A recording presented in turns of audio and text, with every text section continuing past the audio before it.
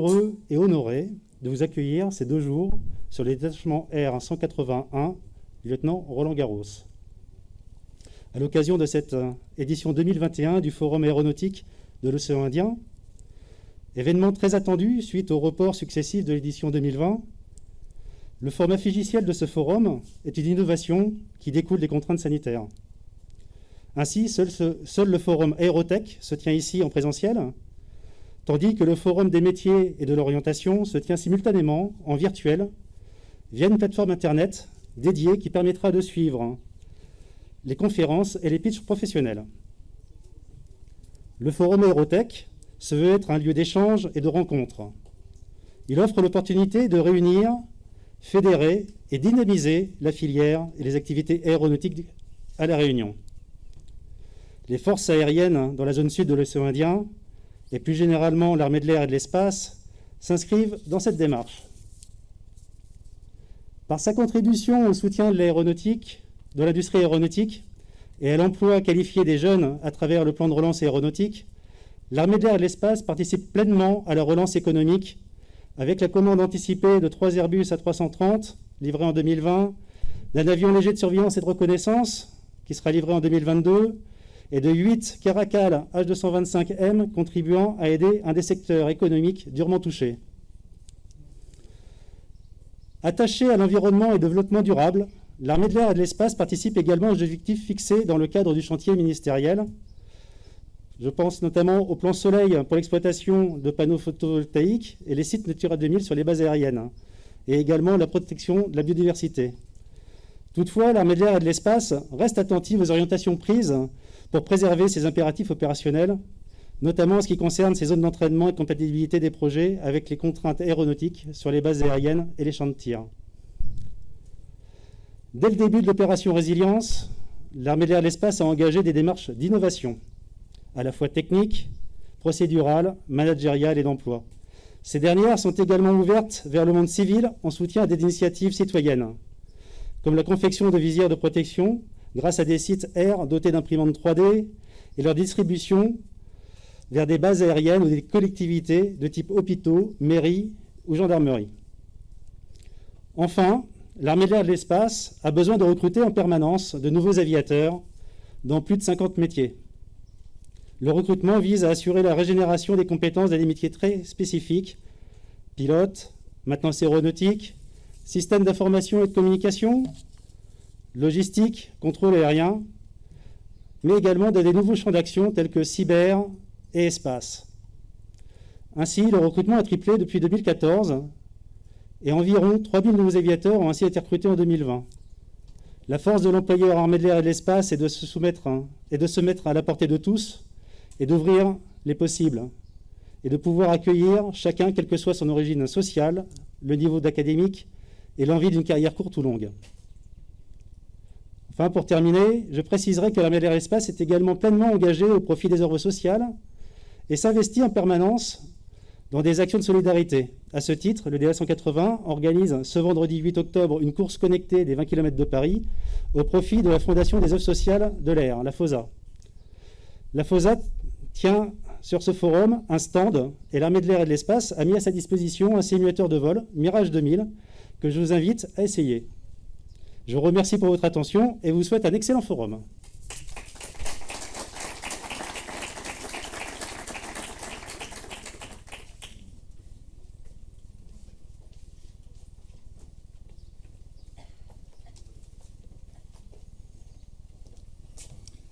Merci mon colonel.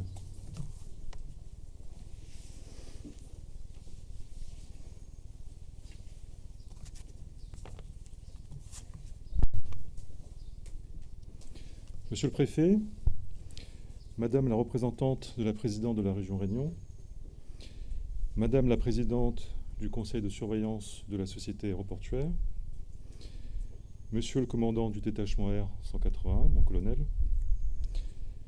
Monsieur le directeur général de l'aviation civile, Monsieur le directeur de l'EDESAC Océan Indien, cher Lionel, Monsieur le parrain d'Aéroplace, Monsieur Jean-Jacques Favier, Mesdames et Messieurs, c'est pour moi un honneur et un immense plaisir de vous retrouver ici, près d'1 an après la date initialement prévue pour ce premier forum aéronautique de l'océan Indien. Je remercie d'emblée tout particulièrement et très chaleureusement le général de brigade Laurent Cluzel, commandant supérieur des Fazoilles, et le colonel Romain Gaston, commandant du détachement R-181, qui nous accueillent pour ce forum et qui nous ont offert le privilège d'être ici. Un grand merci également à Grégory Akiem, chargé de mission Aeroplace Océan Indien,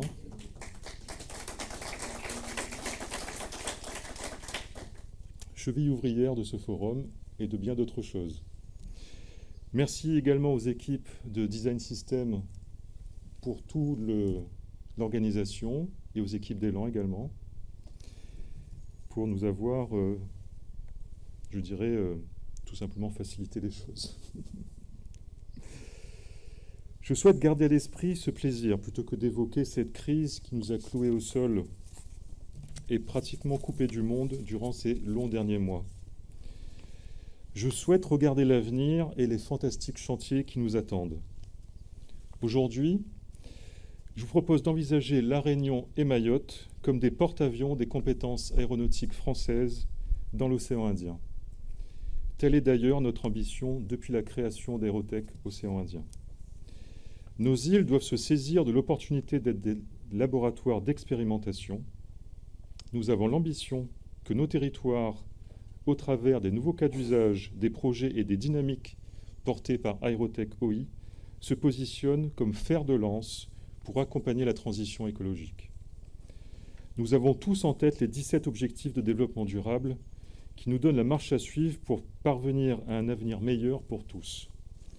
On parle de la trajectoire 5.0 pour les Outre-mer et le plan de convergence de La Réunion précise les 3 axes de cette stratégie. Un territoire à vivre, un territoire pionnier, un territoire de rayonnement et d'influence. En réponse à cela, ce sont 3 enjeux majeurs que l'écosystème des nouvelles mobilités aériennes vertes a la capacité de relever. Les enjeux de connectivité des espaces de l'océan Indien entre eux et avec le reste du monde, les enjeux de mobilité intraterritoriale dans des espaces contraints par l'urbanisation et l'enclavement, et les enjeux sociétaux, avec la nécessaire mobilisation des mobilités aériennes pour la préservation durable de la biodiversité face au changement climatique, pour la logistique, pour la santé, pour l'agriculture et pour l'alimentation. Innovation, expérimentation, formation et montée en... Excusez-moi, mon pied a touché un câble. Vous l'avez peut-être entendu. Innovation, expérimentation, formation et montée en compétences, projets collaboratifs, mobilisation de l'ingénierie territoriale et financière, c'est la totalité de la filière aéronautique de l'océan Indien qu'Aérotech OI se donne comme ambition d'accompagner et de structurer. Nous comptons créer les conditions d'un espace propice aux innovations, mobilisant les champs de l'aérien, du spatial et du suborbital, dans cette zone qui a fait de la France la 2e puissance maritime mondiale et qui peut contribuer à en faire une puissance forte dans les nouvelles mobilités aériennes vertes. Je souris en me rappelant que dans l'histoire de La Réunion, le premier événement aérien a été rendu possible grâce au concours d'un bateau qui a servi de guide. Les 3 aviateurs Goulette, Marchesso et Bourgeois, pour se poser là, sur la plaine de Gillot, en 1929, pour se faire repérer sans se perdre, ont eu besoin de l'aide des marins. À l'instar de nos grands pilotes explorateurs, Roland-Garros, Saint-Exupéry, La Réunion et Mayotte ont la capacité de dessiner leur trajectoire future de développement au travers et par les nouvelles mobilités aériennes vertes ainsi que par leurs interfaces maritimes. N'oublions pas également que la loi climat a été votée et promulguée et que le secteur de l'aérien se trouve en devoir d'accélérer sa mutation vers des mobilités décarbonées. Des mobilités qui peuvent par ailleurs représenter dans nos territoires insulaires d'autres usages que le transport de personnes sur de moyennes ou de longues distances. Ces mobilités décarbonées ouvrent ainsi des perspectives pour relever le double défi de notre secteur, diminuer radicalement notre impact environnemental, tout en trouvant des voies de croissance, notamment en contribuant à diminuer l'impact environnemental d'autres secteurs. Aujourd'hui, Aeroplace, c'est l'opportunité de formaliser des échanges et des engagements autour de cette nouvelle approche 360 degrés du secteur aéronautique. Les avions, les hélicoptères, les drones, le spatial, les opportunités économiques, la production, la maintenance, la sécurité, la formation, les énergies durables, la déconstruction et le recyclage. Cette approche se déploie autour de 5 axes prioritaires. Le développement stratégique des activités et des marchés de la zone océan Indien, le développement des compétences et des métiers avec la création d'un aérocampus pour fédérer les techniques et les énergies, la recherche et l'innovation en partenariat avec la Technopole, l'université et encore Digital Réunion, La diffusion de la connaissance en plantant la graine de l'aéronautique auprès des jeunes réunionnais et mahorais. Et enfin, l'engagement de la filière aéronautique comme un maillon d'une chaîne de valeur beaucoup plus large dans un contexte de transition écologique et de développement durable. Certaines des réflexions aux projets initiés ces derniers mois seront prolongées durant ces 2 jours. Il s'agira notamment des carburants dits soutenables ou encore de l'hydrogène, des mobilités légères décarbonées, de l'utilisation des drones dans le transport de médicaments ou de la surveillance de la faune et de la flore.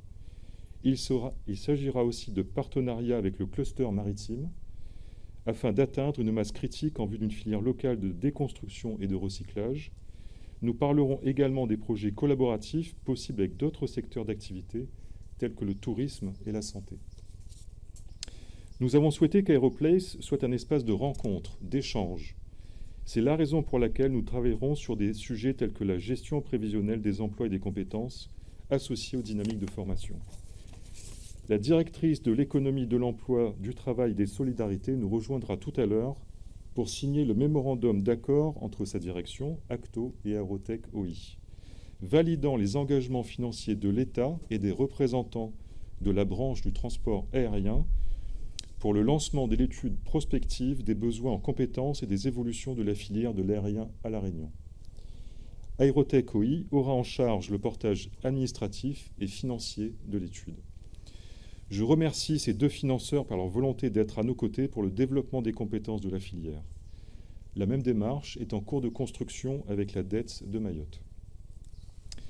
Nous travaillerons ainsi sur l'insertion et l'emploi, ainsi que sur la promotion de la culture scientifique et industrielle aéronautique.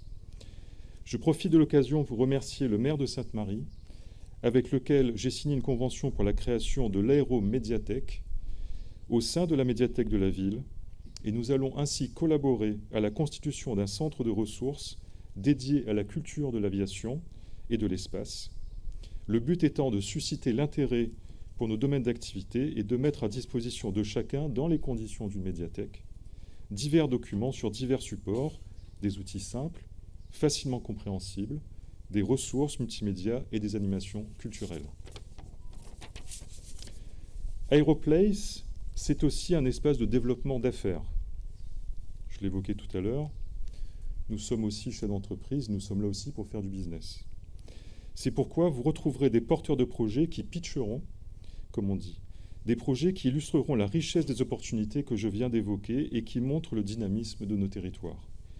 À parler de dynamisme et d'effervescence, je n'oublie pas que c'est bien entendu sur notre jeunesse que nous allons nous appuyer pour former les talents dont la filière a besoin aujourd'hui et dont elle aura encore plus besoin demain. C'est la raison pour laquelle le Forum des métiers de l'orientation donne la visibilité sur les métiers de notre filière, sur leurs évolutions, ainsi que sur l'offre de formation présente localement à La Réunion et à Mayotte, mais aussi en France métropolitaine. Face aux conditions sanitaires et aux règles en vigueur, nous avons considéré qu'il était judicieux d'avoir un format virtuel pour cette édition que nous présenterons juste après. Gageons que pour la prochaine, nous serons tous ensemble physiquement.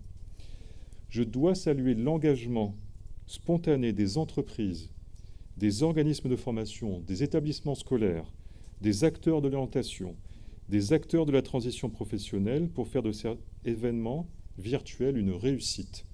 Je remercie aussi particulièrement les académies de La Réunion et de Mayotte pour leur implication. Mesdames et messieurs, profitons de ces 2 jours pour poursuivre nos ambitions travaux. C'est ensemble que nous pourrons les mener à bien et constituer un porte-avions commun Réunion-Mayotte, symbole de la France aéronautique de l'océan Indien. Je vous remercie pour votre attention et au nom d'Aérotech OI, je vous remercie pour votre présence et votre engagement à nos côtés.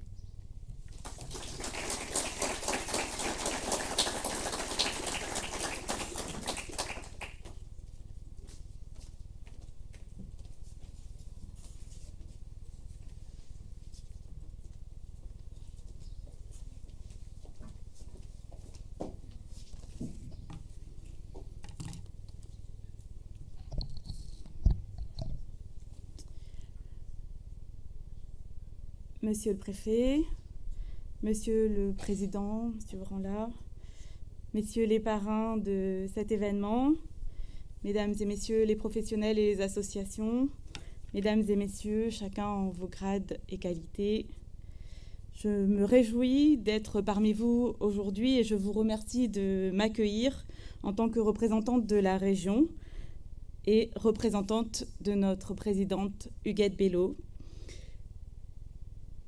Je suis heureuse parce que je suis parmi les optimistes, celles et ceux qui, pour l'avenir de notre île, savent que le travail, l'engagement et la co-construction amènent à la réussite. C'est la première fois qu'un salon dans le domaine de l'aéronautique se déroule à La Réunion, qui plus est sous le parrainage de Jean-Jacques Favier, le 6e Français à être allé dans l'espace, et également de Sébastien Nativelle, pilote de chasse réunionnais. Merci, Monsieur Favier, pour votre nouvelle visite chez nous et pour la confiance que vous portez à notre île. Le report de la date de ce salon tombe finalement bien, puisqu'il permet à notre nouvelle mandature d'être parmi vous aujourd'hui pour cette inauguration. En introduction, je voulais faire un petit clin d'œil à Thomas Pesquet, qui est devenu le premier Français à prendre les commandes de l'ISS. C'est sans doute sa capacité à faire pousser du piment dans l'espace qui a permis cette reconnaissance. Mais plus sérieusement, c'est le signal de l'excellence que nous devons atteindre en France et à La Réunion. Alors la question qu'on peut se poser, c'est quel est le lien entre cette ambition et La Réunion? Pourquoi ma présence parmi vous? Eh bien, c'est sans doute parce que je crois, comme vous, en la force de la science et au travail en réseau pour développer les solutions de demain. Aérotech, Monsieur le Président l'a dit, est un cluster qui regroupe des adhérents d'origines diverses, qui permet à ces acteurs de se rencontrer, de se concerter, de porter des projets d'avenir ensemble. Je ne peux que saluer cette organisation. Je salue surtout cette vision de faire des faiblesses de notre île des atouts. Je pense par exemple à l'isolement géographique, à notre relief particulier qui challenge in fine le déploiement des drones. Je pense aussi à notre insularité tropicale qui, je l'espère, poursuivra son développement et sa recherche sur la production d'énergie propre pour alimenter nos aéronefs en électricité durable et en carburant durable. Les drones représentent la partie émergée de cette excellence que nous visons. Ils représentent des innovations qui permettent notamment d'avoir des actions au service du développement durable.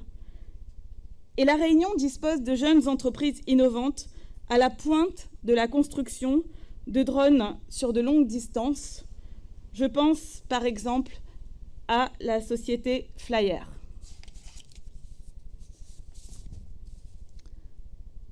Je crois en notre capacité collective à développer la filière drone. Nous pouvons reconnaître l'importance de cette filière d'avenir pour La Réunion et la zone océan Indien. La région Réunion saura vous accompagner dans le cadre de la stratégie régionale d'innovation sur les programmes européens 21-27 que nous contractualisons actuellement. D'ailleurs, il me semblerait opportun d'impliquer, aux côtés de la Technopole, de Calitropique et de nombreux acteurs avec lesquels vous êtes déjà en partenariat, de vous impliquer au niveau du Comité régional d'innovation, du CRI, qui pilote la stratégie régionale d'innovation entre la région, l'État et le département. Les technologies que nous accompagnerons permettront notamment de lutter contre le braconnage à l'extérieur pour préserver les ressources de notre zone économique européenne, exclusive européenne, pardon. C'est également un outil supplémentaire pour l'observation au service du schéma d'aménagement régional que nous devons réviser prochainement. Et les images de télédétection satellitaire sont essentielles, ou les images de drones sont essentielles pour cette révision du SAR. Permettez-moi de rendre hommage ici à notre ancien président de région, Paul Vergès, qui regardait vers le ciel de façon visionnaire, puisqu'il a eu l'idée, il a insufflé l'idée, il a permis l'implantation de façon avant-gardiste de la station de réception des images satellitaires au début de ce siècle. Bien entendu, nous aurons besoin, comme vous l'avez dit, Monsieur le Président, de personnes qualifiées pour mener à bien ce projet. Le pôle devra permettre, et j'en suis sûre, permettra d'avoir localement des formations sur la maintenance en lien avec le bac pro maintenance aéronautique du lycée Stella à Saint-Leu. Nous devons accompagner ensemble la montée en gamme de nos lycées, qu'il s'agisse de lycées à filière classique ou de lycées professionnels. Et en ça, le lycée Stella est un véritable exemple. Un clin d'œil également à Erika Vellio, notre compatriote réunionnaise, qui était récemment dans notre île et qui est un exemple pour nos jeunes, qui permet à de nombreux jeunes réunionnais, je l'espère, de croire en un destin au-delà des mers et des terres. Avec Grégory Hakiem, ancien salarié de la région, que je suis très heureuse de retrouver, nous avons évoqué la formation sur la déconstruction avec un maximum de traitement local, et nous avons pour cela des aides qui peuvent être déployées pour rentabiliser les investissements et traiter les aéronefs d'autres pays de la zone ici à La Réunion. La région répondra là aussi présent. Elle améliorera son engagement pour rendre notre île à nouveau attractive. Nous avons évoqué les touristes qui sont les bienvenus, puisque j'ai appris que lorsque 100 000 passagers de plus sur l'aérien arrivent à La Réunion par an, eh bien c'est 100 emplois de plus directs et 200 emplois de plus indirects créés sur notre territoire.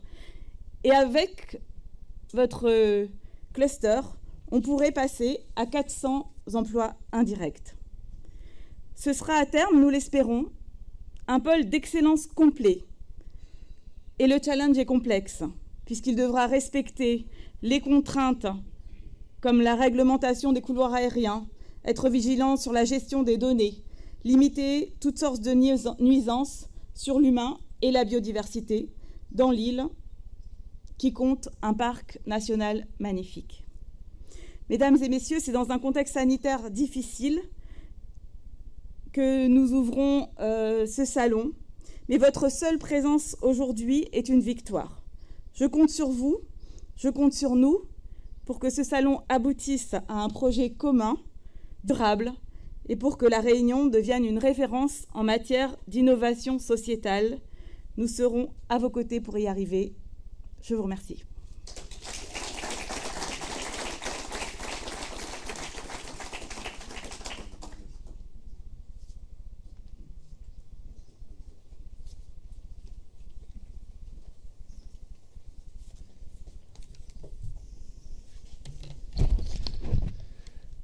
Madame la conseillère régionale, représentante de la présidente du conseil régional, Madame la présidente du conseil de surveillance de la société aéroportuaire Réunion Roland-Garros, Monsieur le directeur général de l'aviation civile, Monsieur le commandant du détachement aérien 181, Monsieur le secrétaire général aux affaires régionales, cher Pascal, Monsieur le directeur de la sécurité de l'aviation civile de l'océan Indien, Monsieur le parrain de notre événement, Monsieur Jean-Jacques Favier, Mesdames et Messieurs en vos grades et qualités.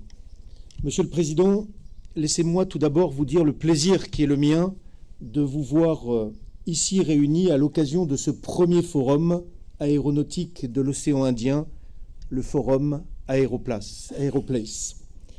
Je tiens vraiment à remercier tous ceux qui ont œuvré pour sa tenue, l'ensemble des membres de l'association Aérotech, mais également tous nos partenaires et bien évidemment les nombreux exposants que nous allons rejoindre dans quelques instants.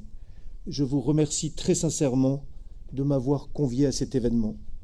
Votre présence, Monsieur le directeur général de l'aviation civile, nous honore et marque le fort intérêt que vous portez à cette dynamique engagée dans l'océan Indien. Je remercie également tout particulièrement l'association Aérotech et son président Guillaume Branlat. Je sais que vous avez été parfaitement secondé, Monsieur le Président, par Lionel Montocchio, notre directeur de la sécurité de l'aviation civile océan Indien, parfaitement secondé dans cette entreprise. Nous connaissons tous les effets d'entraînement, de sa passion, de son énergie et de sa disponibilité. Votre implication en faveur d'une filière aéronautique structurée associant l'ensemble des compétences françaises présentes dans l'océan Indien est déterminante. Je mesure le travail réalisé par vos équipes dans un contexte sanitaire toujours difficile pour que le forum puisse se tenir comme nous l'avions prévu. Je souhaite enfin saluer la forte mobilisation civile et militaire pour cet événement. Mon colonel, je vous remercie pour l'accueil que vous nous réservez au sein de votre base et je sais votre attachement à placer le détachement aérien au cœur de notre entreprise collective, et ce, depuis le départ. Mesdames et Messieurs, le Forum aéronautique de l'océan Indien s'inscrit dans le prolongement direct du séminaire organisé ici même en 2019 par ProAvia, l'Association française des équipements et consultants aéroportuaires et de la sécurité aérienne, en partenariat avec la DESAC de l'océan Indien et la Société aéroportuaire Réunion Roland-Garros. Je me rappelle, ayant été présent à cet événement, des engagements que nous avions pris alors pour conférer un intérêt stratégique à ce projet structurant. Cette première édition est donc placée sous le thème de l'importance de la stratégie de l'aviation pour les îles de l'océan Indien. Mesdames et Messieurs, la crise sanitaire a mis en lumière le rôle primordial de la connexion aérienne dans le développement économique, qui plus est dans un territoire insulaire comme le nôtre. Je ne m'attarderai pas sur la cérémonie qui nous réunira demain autour de la pose de la première pierre de l'aérogare ouest de l'aéroport. Par cette infrastructure, nous savons combien l'aéroport disposera de capacités d'accueil en cohérence avec ses ambitions. Il convient également de souligner la présence au sein de l'association et ici même ce matin de la compagnie locale Air Austral, créée en 1974. Air Austral a été confrontée, comme toutes les compagnies aériennes, à plusieurs chocs, dont le dernier en date, lié à la crise sanitaire, est parmi les plus difficiles. Air Austral travaille aujourd'hui à optimiser son modèle commercial en ouvrant des lignes stratégiques pour le développement de ses activités et en étant un pivot de la reconstruction des lignes régionales avec ses A220, premiers appareils de ce type à être déployés au sein d'une compagnie française. Mesdames et Messieurs, dans un contexte qui semble par moments incertain, je ne peux que saluer vos initiatives qui sont nombreuses. Citons ici l'importance de la technologie, de la formation, de l'agilité, dont l'association Aéroplace Océan Indien fait la promotion incessante, mais également les initiatives et les investissements portés par l'État, par l'Europe et par tous leurs partenaires pour préparer l'avenir et la reconstruction du secteur aérien. La longue tradition aéronautique à La Réunion se traduit également, et nous pouvons en être fiers, par le plus fort taux de brevets d'initiation aéronautique chez les jeunes. C'est un formidable signe pour l'avenir du secteur dans notre île. Mesdames et messieurs, ce forum doit permettre de faire rayonner le savoir-faire industriel et technologique français et européen dans l'ensemble de la zone océan Indien. Ce projet est donc un outil structurant pour la Réunion et l'ensemble de la zone océan Indien par la création d'un campus des métiers de l'aéronautique et la mise en place d'une plateforme de formation. Le territoire se dote de moyens technologiques importants qui permettront une montée en compétences de la filière et qui permettront le développement de nouveaux services autour des métiers de l'aérien.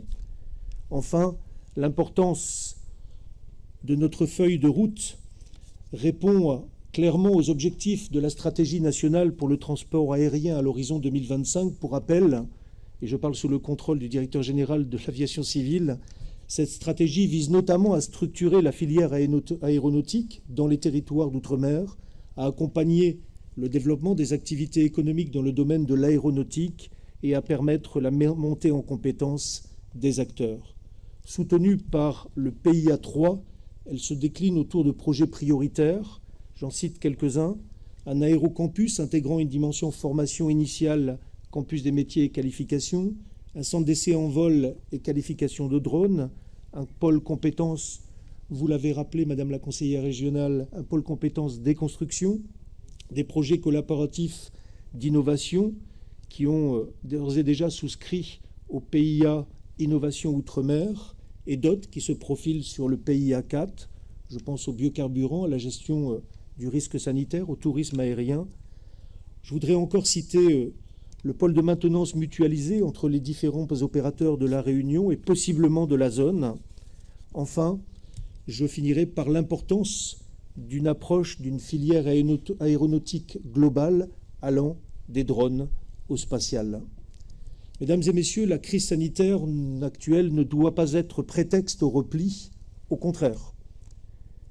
Cette crise sanitaire nous confronte à de nouveaux défis et nous pousse à construire une stratégie qui réponde au mieux aux enjeux de développement économique, de transition écologique et de progrès social de la France dans l'océan Indien, portée par la France dans l'océan Indien. Et sachez que ces enjeux sont au cœur des priorités de la présidence française, de l'actuelle présidence française de la Commission de l'océan Indien.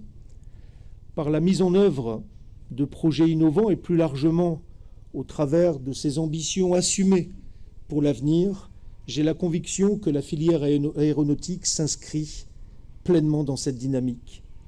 Avec ces nouveaux outils, notre territoire s'inscrit résolument dans l'après-crise et affirme sans détour sa volonté de poursuivre son développement dans une logique de performance, dans une logique de compétitivité et dans une logique d'attractivité.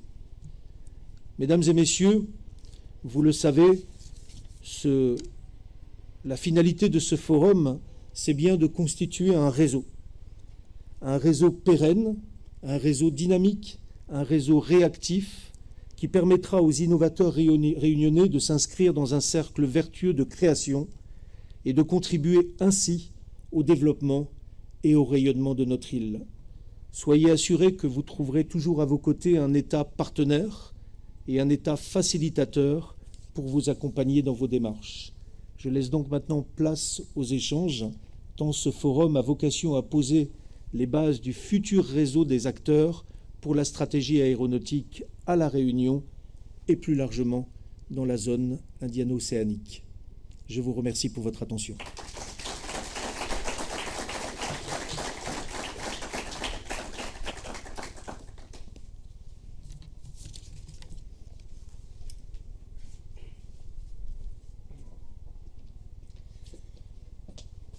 Bonjour à toutes et à tous. Il est 10h moins le quart. Je sais que vous avez pour certains des agendas très contraints. J'avais envisagé de vous présenter le forum virtuel. Je vais le faire de façon un petit peu informelle, parce que tout le monde, pour celles et ceux qui me connaissent, savent à quelle emphase je peux m'exprimer et je peux parler longtemps. Donc je vais réduire ça. Sachez qu'il y a quand même plus d'une trentaine d'exposants sur le forum virtuel et qui présentent des documents, des vidéos et qui permettent aux collégiens, lycéens, étudiants, demandeurs d'emploi d'échanger par chat, d'échanger par visio et webinaire.